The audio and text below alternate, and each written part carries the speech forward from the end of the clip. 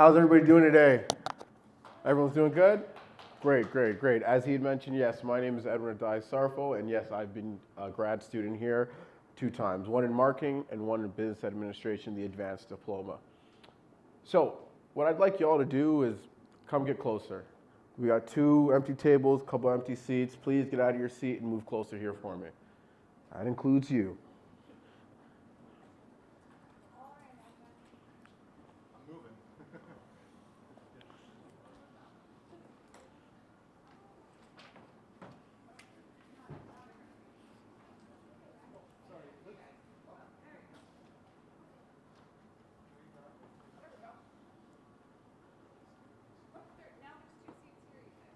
This is awesome. This is awesome. You guys all passed this exercise. Seriously. Because for anybody who would have stayed seated, I would have pointed you out. And I would have said this simple thing. A little bit of the purpose that we're going to be here today is talk about getting comfortable being in uncomfortable situations. And the spot you picked today is because you're comfortable sitting there. You didn't want to be up here. You thought I may have picked you to ask a question, answer a question or anything. So you picked the spot that would bring you the most comfort. Asking you to move up, it made you a little uncomfortable, but you thought about it. You thought about it, so now you're here.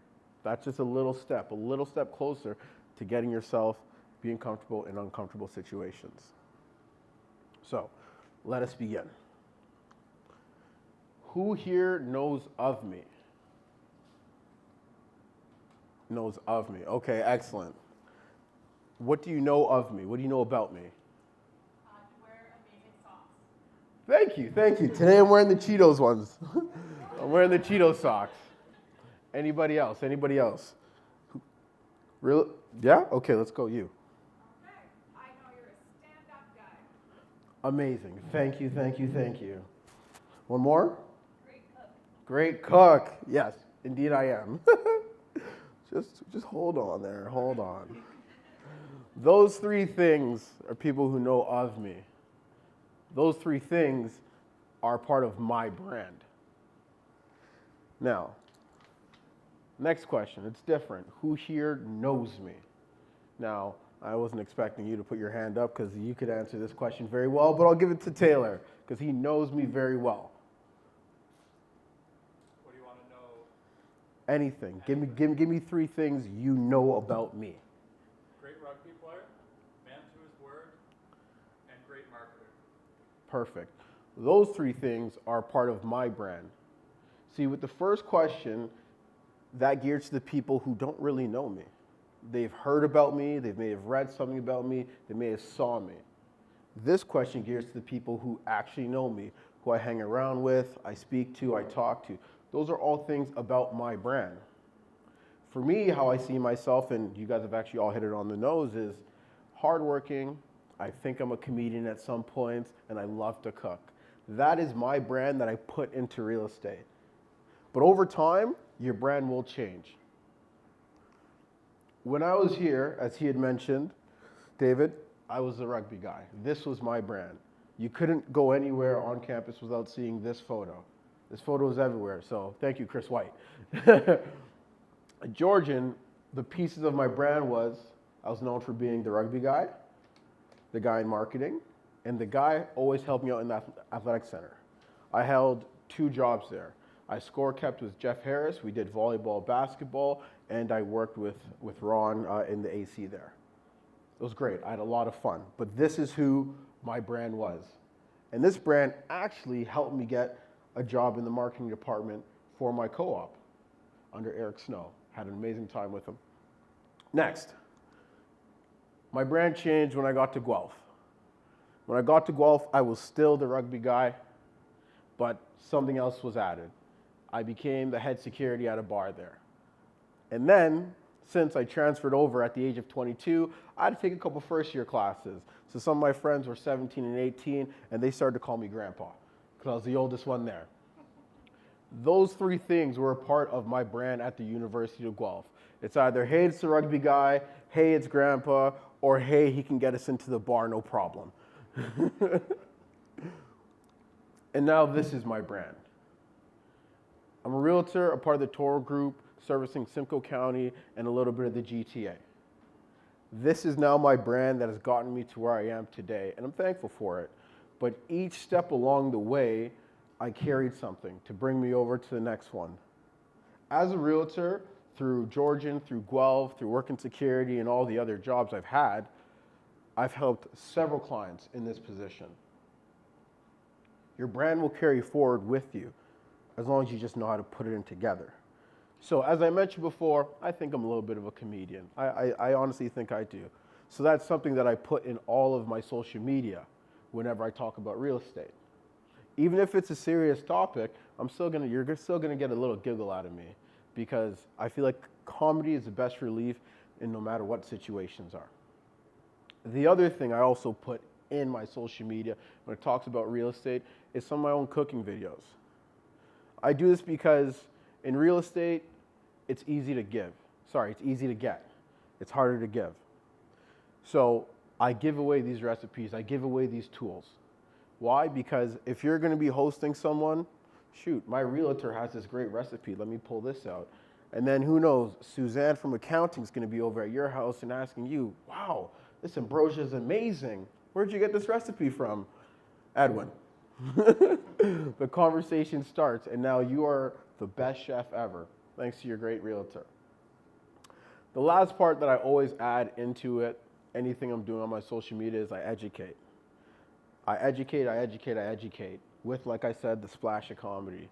Because for most of us young people, like myself, I'm only 27, the way real estate was done years and many moons ago is completely different. It's completely different. Most people who own their homes have been there for 20, 30 plus years. Could I help them out? Yeah, of course I could. But at the same time, I'm going to be helping out people more of my age, the younger crowd. Someone who doesn't want to deal with their parents' old realtor who, takes their time to get out that door. So next. This is my Instagram handle. I want you guys to take the time and go through my Instagram and just look at some videos. Look at some of the content, and then we'll have a conversation about it. You can take your phones out.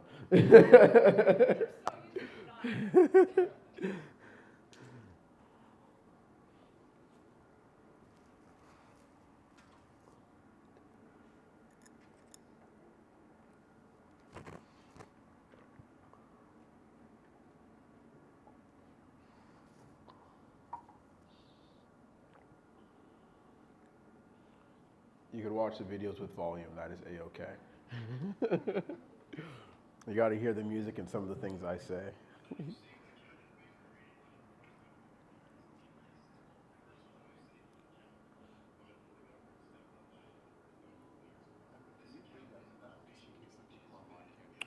Oh, it's edwinsarfo.toro group. That's EDWINSARFO.TORROGROUP.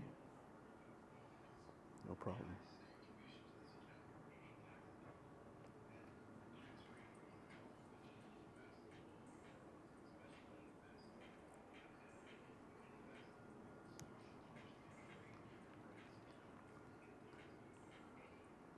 What's the next slide?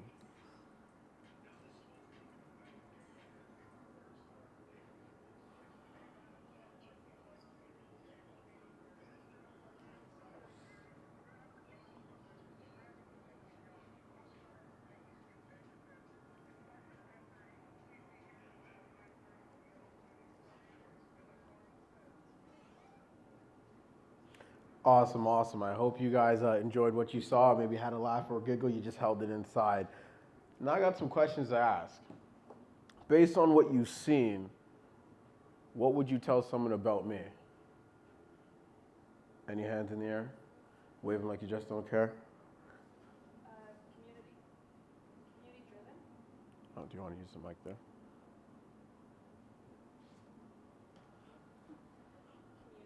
Community driven.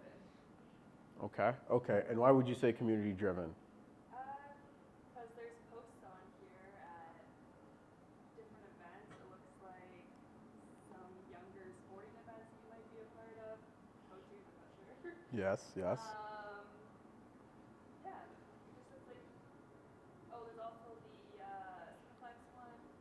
Yes. video, bringing community together, your company. Yep. There's quite a few. There's some Georgian on there. There is. What else? What else did you guys see? I would say you look professional and down to earth as well. Awesome. Thank you. Thank you. Lady in the red? No.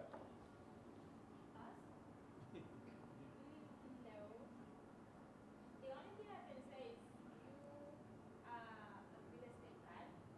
Okay. What I'm seeing here. Okay. Speaker. Speaker?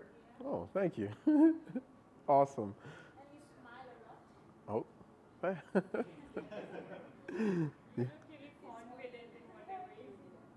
Thank you. Thank you. She said I look very confident in whatever I do. That confidence part comes with being comfortable in uncomfortable situations. It does take time, there's no doubt about it. Some of those videos, it's probably took about 15, sometimes 20 minutes to do because I would just think like, oh, did I do this right? Did I say this right? Over time, you get used to it. You get really used to it.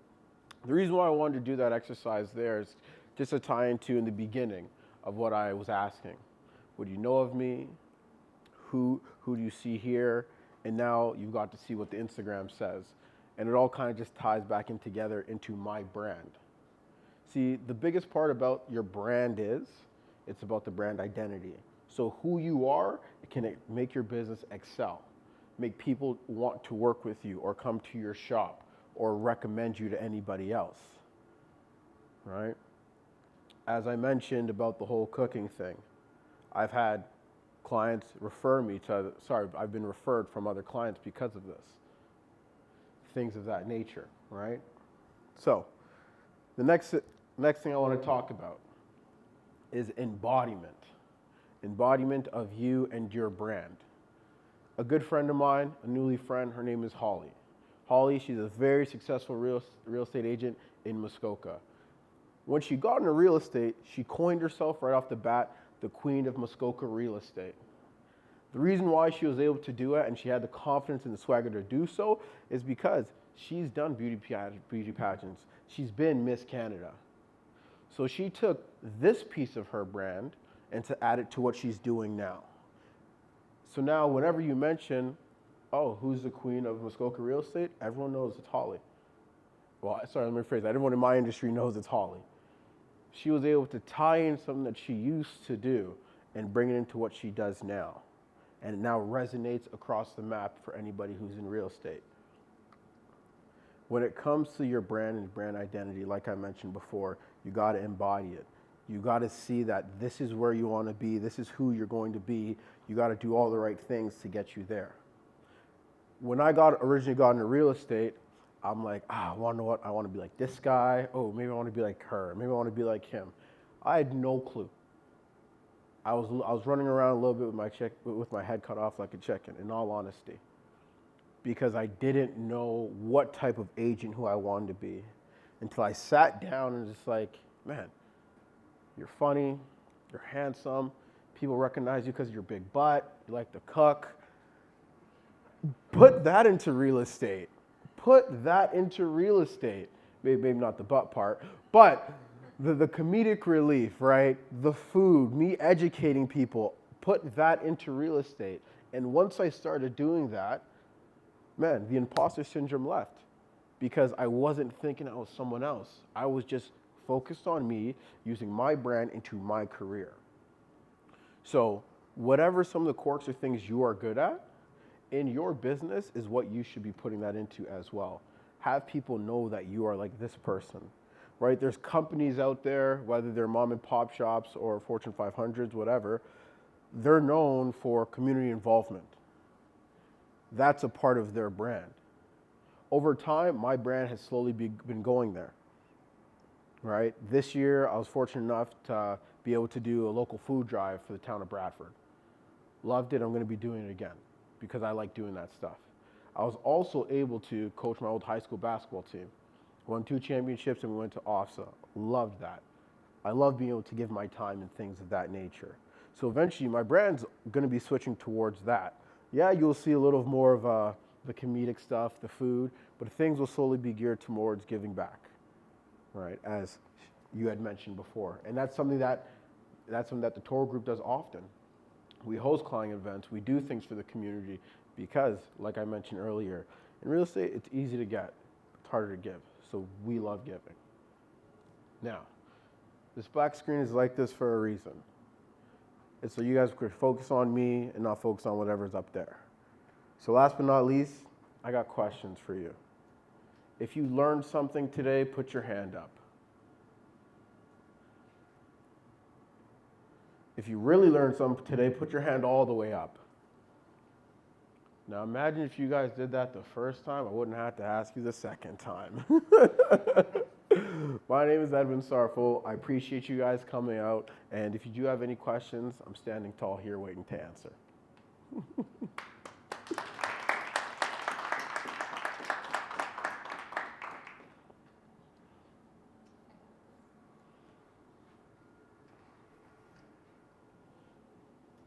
Hi, thank you so much for your speech. No It was problem. really helpful.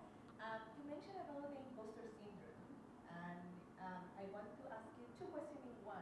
Okay. First, I think for a lot of us, we suffer for imposter syndrome because we want to do a lot, and in this world where everything is immediate, you tend to compare with others. So how you battle with that? And my second question is, um, how you will advise someone who wants to do something like you do, like have your own brand, and how you will advise them if they are themselves. Okay. So the first question regarding imposter syndrome. So earlier this year, I had the opportunity to speak at the Buzz conference, and when they had asked me, I was shocked because I'd only been an agent for about a year and a half, and all these other agents who were there, I think the length of time was about 4 years to the next person in front of me. So I'm just thinking to myself, like, how am I speaking with these guys? I've only been this for this. I was so focused on the negatives until I switched it to the positives. I've only been in this for a year and a half, and I'm speaking with these guys. These guys are speaking with me. That right there is when me switching that mindset there was how I was able to get rid of the imposter syndrome. They're asking you to be here because you are supposed to be here, right? You are supposed to be here. So that doubt that you have in your head, switch it. Switch it to be like you're supposed to be here. You need to be here. They want you here. You didn't go and ask them. They came and asked you, right? So that's for that. Regarding on the brand and how to create it, I think from there, it's you got a vision of where you want to be and what your vision looks like. So that's whether, I'm a big person of mapping things out. So your 1 year plan, your 3 year plan, your 5 year plan. I believe once you have that mapped out, you can now say, okay, what's the best way for me to execute this? And what could I bring towards it about me that's going to help me execute it? All right. So for like, what is something that you're really good at? Music. I like to play music. Perfect. You like to play music. And what are you taking in school right now? Marketing. Perfect. So anytime you create a social media post, you can just have a solid jingle towards it. You like to create music? Perfect. That's something there. It could be catchy towards whether the beginning of your reel or at the end of it. For example, that man right there, Dylan. So he does most of the editing for my videos, and he had found this little funny video at the end. So he created it, but there's a song, and it goes, Edwin, Edwin, Edwin. I'm not sure if you've heard it, but he put that in, and I'm just like, this is one of the most funniest, cheesiest, corny things ever. But everybody loved it because of that. So maybe it's that jingle that you create that now attached to your brand, and everyone's going to know you for it. Thank you so much. No problem. Sorry.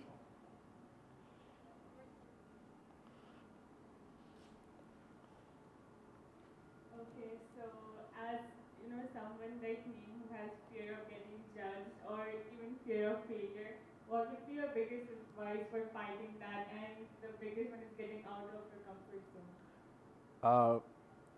Fear of failure. Okay, let me start there. You gotta love to fail, unfortunately. like like I think we've all heard that term, you know, like it's not about the amount of times you fall, it's the amount of times you get up. Like failing is okay. I think that's the only way you get better. How to help you get out of your comfort zone? Try and start doing things by yourself. I'm not sure if you came here with your friends, but try and just next event you can go by yourself. It's going to be challenging, but you're going to be putting yourself in more of an uncomfortable situation, but you're going to make it forceful, right? You could even put consequences on yourselves in situations like that. So when I started door knocking, I was just like, man, I don't want to knock on this person's door. I don't know what they're going to say, this, and that. So sometimes, like, I would purposely miss a door, unfortunately, because I'm just like, oh, I don't see a car there? Easy, I could walk this away. No. And then I thought to myself, you are missing every opportunity by every time you do this. This is your career. So what I told myself is if there was any time I was going to miss a door, I would have to donate $20 somewhere. Every time. I put that on my own consequence. And yeah, there was a couple times I did it, and then I looked at like, oh, there's my bank account going. There's my bank account going. Yes, it's going to a good cause, but at the same time, you are now missing every opportunity you could have there. Right? I'm not sure if that fully answers your question. If it doesn't, can you just say it again to me? It helps? Okay, awesome. No problem. Hi, thank you so much for the speech. And I have a question. Actually, I have two questions. So, the first one is you mentioning putting your personality in what you do in your brand. Yeah. So, let's say you're a funny guy, you put that comedy in what you do in your videos. Mhm. But I've heard that doing a business, you shouldn't put who you are, your personality, into your brand. Let's say company like Zara, like H&M, we never saw those people, but we buy their stuff, but we don't know them. I don't know them, but I buy their stuff. So my question is, how do I put my personality into my future brand, and how do I combine those two things? Because now on internet, you can like be serious minded, and then you'll be like, okay, I'm gonna dance on my platform for people to see. Because I love dancing, I love dancing, just doing me. But like I'm I don't know. I'm like I think can I dance on my platform for people and then doing business at the same time? It doesn't work like that. For me, it doesn't work like that. But what you're saying is I can be who I am and then doing business at the same time. Yes. So from where I come from, it's like you're not serious. Sorry. Where do you come from? I'm from Togo. Oh, I'm from Ghana. Okay. So when I mentioned regarding the food, the comedic stuff and everything, it's because I'm targeting that audience. That is who I am. So that's who I'd like to attract. I don't expect to attract people who don't think things are certain funny. I don't. Those aren't the people who I'm looking for. Regarding the Zara and the H&M, yes, we don't know them, but they know their target audience. They know who they're going after, so that's why they put outside clothing brands and things of that nature. How can you tie dancing into what you choose to do? What are you looking to choose to do? Actually, I wanted to get into real estate also after my studies. Well, that's awesome. That's great. I know a lot of agents out there who dance and do real estate. I'm telling you. For example, Brian Wilson.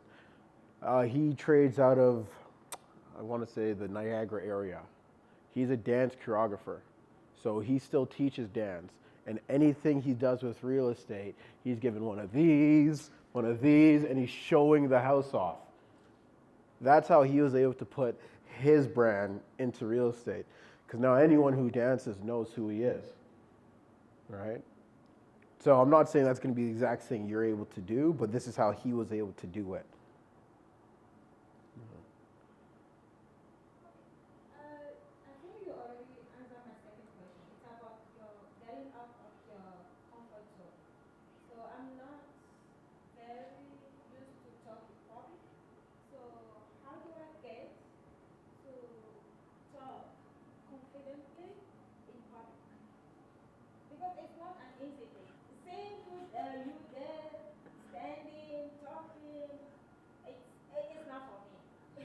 You're doing it right now. You're literally doing it right now. You're doing it and you don't even notice it. I'm telling you, everybody gets nervous up here, even the best of the best. Everybody gets nervous because every crowd is different, right? Every side of the crowd is different. Not everybody has the same humor. Not everybody has the same mindset. So you never know who you're going to get, right?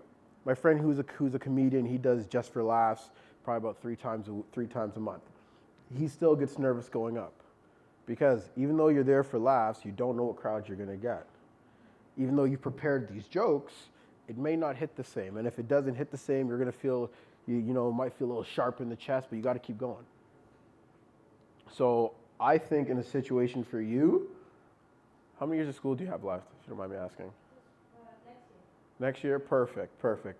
If you're ever doing class presentations, lead. Be the one to lead. If there's ever a chance where the teacher asks a question, be the first one to put your hand up. Always try and answer. That, in my opinion, during your time here, is going to get you comfortable speaking in front of others. Others who you don't know or even who you do know. Even you could break it down to the simplest point. I know some people back in the day used to say, just picture everybody in their underwear. You don't have to do that. Just picture that you have your friends and family around you in these empty seats, and that's who I'm talking to. My mom's sitting right there. My brother's right here laughing at me. Picture those people, and those people might actually bring a lot of comfort for you to be able to be comfortable speaking up in front of people who you don't know. Yeah. Thank you so much. No problem.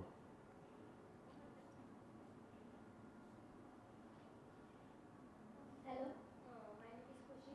Hey, Kushi. What I want to ask is, there would be a time like you take this step, you thought about taking this work, and there would be a time that where the things don't work as you wish.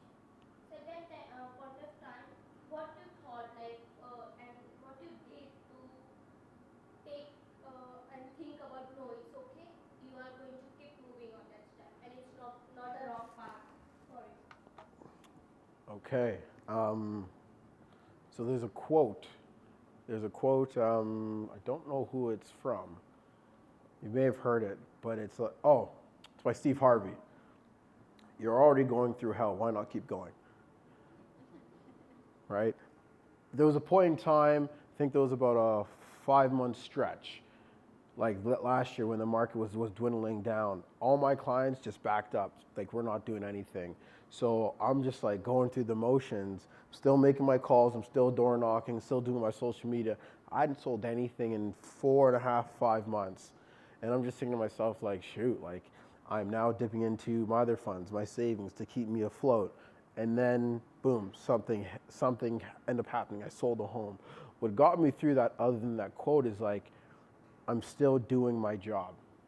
I'm still doing everything I'm supposed to do. I'm still going to the office. I'm still making my calls. The routine never changed. So that means my mindset never changed. I never let the negativity of me not being able to sell something at this time get the best of me. So everything was in the positive mindset. Oh yeah, next week I'm gonna sell something. Oh, you said that next week. Yeah, no worries, it's coming. It's coming, it's going to come. So it's that positive mindset that kept me afloat. And also being surrounded by other people who are selling and their energy. I feel like once you are surrounded by the negative influences, it definitely dawns on you. Call it MTD, mentally transmitted disease. All that negativity has now been put onto you, and you didn't even realize it. But now you're thinking about all the negatives.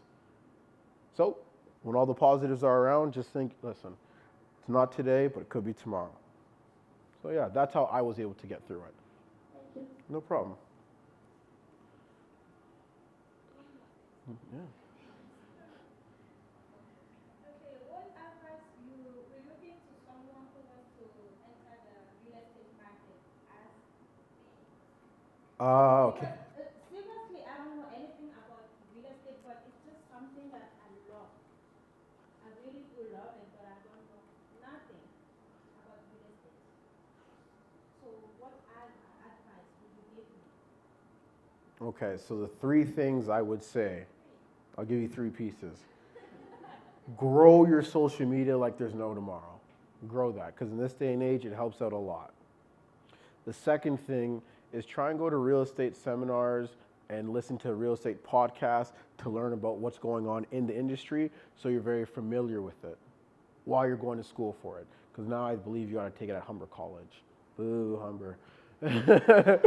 But, so you got to do that. And the last piece of advice I'd give you is look to see if you can shadow agents if possible. Some say yes, some say no, as well as talk to every agent you can and ask them about how their journey has been. Talk to someone who's been in it for 1 year, someone who's been in it for 15, because everybody's journey in real estate is different. So I think those are the best 3 pieces I could give you if you're looking to get into the industry. Yeah, no problem.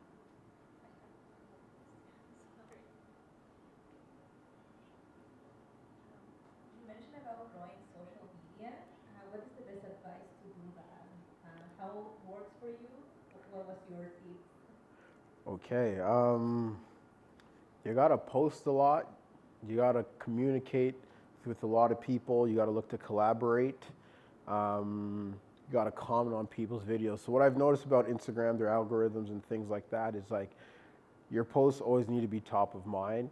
So for example, let's say if I take a photo here, nice selfie of all of us. I tagged you guys all in it. That's likely gonna show on most of your friends' feeds. Once you start commenting on it, that's gonna show up on more feeds. Once you start liking other people's comments in the comments, it's gonna keep showing up. And now once you put it on your story or things of that, it's gonna help grow the feed and people are gonna see it throughout. That is how the algorithm works. Other than that, all I can say is you just gotta keep posting. And that'll slowly happen. Tag certain people in some of your posts, like your loved ones, your friends who are gonna share it, and that'll help get it going. Because when I started, someone would tag me in a post, I'm just like, Jack, why are you tagging me in this? Then I slowly started to clear in, like, oh, you wanted me to share this? Why don't you just tell me you wanted me to share this? Yeah, I'll share this for you. Drop a comment for me, no problem. Drop a comment, liked, and then as things I saw, I'm like, oh, so this is how this all works. Then I just started doing the same thing. Thank you so much. No problem.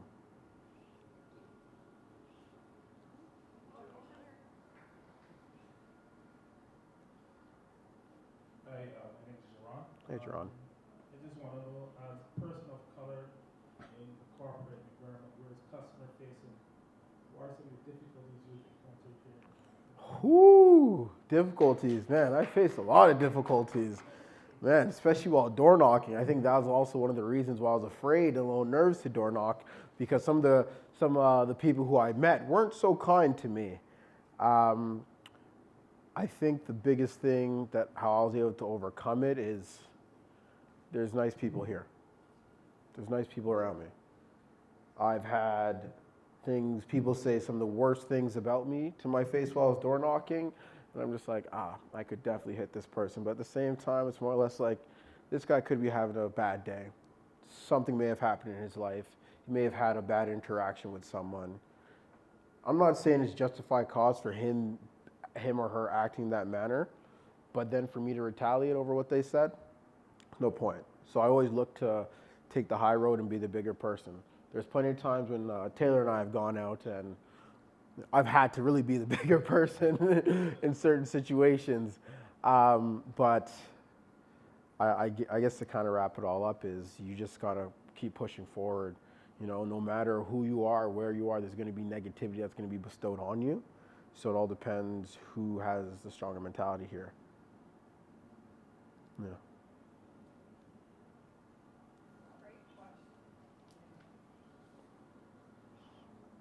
Anybody else?